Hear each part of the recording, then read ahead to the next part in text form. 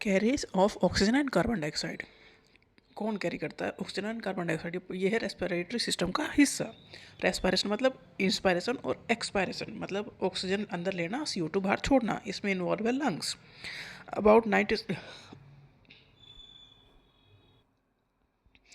97% of the oxygen is carried by haemoglobin in RBC. देखो RBC में है haemoglobin और आरबीसी कहाँ है? ब्लड में, ब्लड का पार्ट है। तो आरबीसी की वजह से ही हमारा जो ब्लड का रंग है वो रेड कलर का है, ठीक है।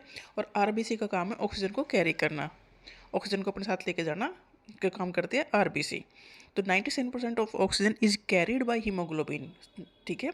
97% तो ऑक्सीजन लेके गया कौन? आरबीसी में हीमोग्लोबिन। हीमोग्लोबिन कहाँ है? आरबीसी में। आरबीसी कहाँ है? ब्लड में। और ब्लड हर एक सेल तक पहुँचता है।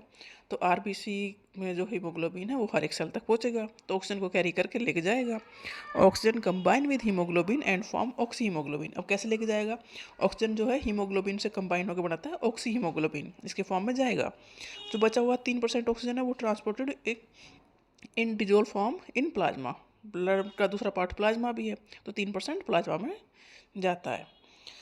About 70% of the CO2 is transported as bicarbonate ion. Bicarbonate ion is formed in RBC with the help of enzyme carbonic anhydrase. Carbonic anhydrase जो है CO2 को तोड़ के बाइकार्बोनेट आयन में कन्वर्ट करता है और उस फॉर्म में फिर उसे ले जाता है। कौन सा एंजाइम इसमें यूज होता है? Carbonic anhydrase. तो 70% ऑफ जो CO2 है वो ट्रांसपोर्टेड होती है in the form of bicarbonate ion. ये बनता कहाँ है? आरबीसी में। किसी एंजाइम की हेल्प से? कार्बोनिक एनहाइड्रेज की हेल्प से। और जो 20 से 30% जो CO2 है वो बाइंड हो जाती है with the haemoglobin, form carb amino haemoglobin. तो हीमोग्लोबिन ने दोनों को ही ट्रांसपोर्ट करने का काम कर दिया।